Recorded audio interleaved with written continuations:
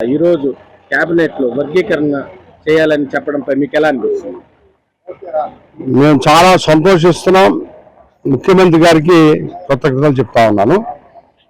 SC వర్గీకరణ విషయంలో గతంలో చేసినటువంటి నారా చంద్రబాబు నాయుడు గారు ఇప్పుడు కూడా ముఖ్యమంత్రి అవడం ఇంకా మాకు అదృష్టంగా భావించాం. సరిగ్గా మొన్నటి మీద ఇప్పుడు ఇంకా సరైనటువంటి నిష్పత్తిలో నాకు మా ఉపకులాలకి జనాభా దామాషా ప్రకారంగా రాష్ట్ర యూనిట్గా చేసినందుకు మరి ఆయనకి చాలా కృతజ్ఞతలు చెప్తా ఉన్నాం. అంటే ఇప్పుడు మీరు ఇలాగ జరిగిద్దని ఊహించారు? అసలు ఇలాగ 9 నెలల్లోనే మనకి వర్గీకరణ ఇస్తారని అసలు మీరు అనుకున్నారు? చంద్రబాబు నాయుడు గారు ఎలక్షన్ ముందు నుంచి కూడా జిల్లా యూనిట్గా మాదిగ రిజర్వేషన్ పవర్ సమితి ఉద్యమ ఫలితంగా ప్రతి చోట కూడా ప్రతి జిల్లాలో కూడా వర్గీకరణకు కట్టుబడి ఉన్న మాటని ముందుగా మాది నిలబెట్టుకుంటారని మేము ఆశించే రీతిగానే మరి ముఖ్యమంత్రి గారు చేయడం అన్నది చాలా సంతోషదాయకం. అంటే ఈరోజు క్యాబినెట్లో చెప్పడంపై మంత్రులు కానీ ఎమ్మెల్యేలు కానీ చెప్పడంపై మీకు ఎలా అనిపిస్తుంది? ఉన్న విషయాన్ని చెప్పారు.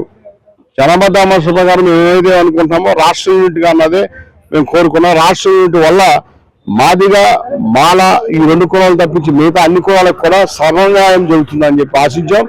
అదేవిధంగా రాష్ట్ర యూనిట్గా కమిషన్ కూడా ఇవ్వటం మేము సంతోషదాయకంగా పనిచేస్తాం. అంటే సామాజిక వర్గం అంటే ఎస్సీలోనే రెండు సామాజిక వర్గం మాకు 1.1% అంటున్నారు, కొంచెం పెంచితే బాగుండేది అది ఇదని కూడా వాళ్ళు చెప్తున్నారు. కమిషన్ సరైన లెక్కలే వేసింది. ఉత్తరాంధ్రలో తప్పించి రిలీజ్ ఎక్కువగా ఎక్కడ ఉండరు మనకు తెలిసిందే. ఉత్తరాంధ్రలో ఉన్నటువంటి ఆ రిలీజ్ మన కృష్ణా జిల్లా విజయవాడలో ముఖ్యంగా మన విజయవాడలో కొంత ఉంటుంది.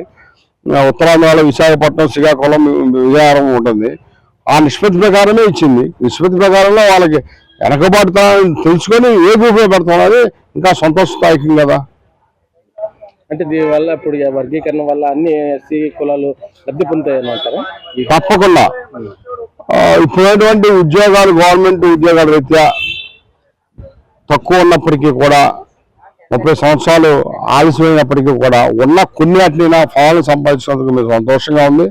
అదేవిధంగా ఈ వర్గీకరణ ప్రైవేటీకరణ చేస్తున్నటువంటి ప్రభుత్వాలు, కేంద్ర ప్రభుత్వం ఏ యొక్క ప్రభుత్వ యొక్క వీటిన్నింటిగా ప్రైవేటీకరణ చేస్తాం, అదే ప్రైవేటీకరణలో కూడా వర్గీకరణ ఉంటే ఇంకా బాగుందని చెప్పి భావిస్తా ఉన్నాం. అంటే ఇప్పుడు మీకు ఎలా అనిపిస్తుంది గవర్నమెంట్ వచ్చింది అతని అందరికి వర్గీకరణ త్వరగా జరగటంపై? మీకు వర్గీకరణ జరగడం వల్ల డిఎస్సి విషయంలో కానీ ఇప్పుడు ప్రకటించేటువంటి ఉద్యోగాల విషయంలో కానీ అన్నింటిలో కూడా మా వాళ్ళకి అవకాశం వస్తుందని ఆశాభావంగా సంతోషంగా ఉంది.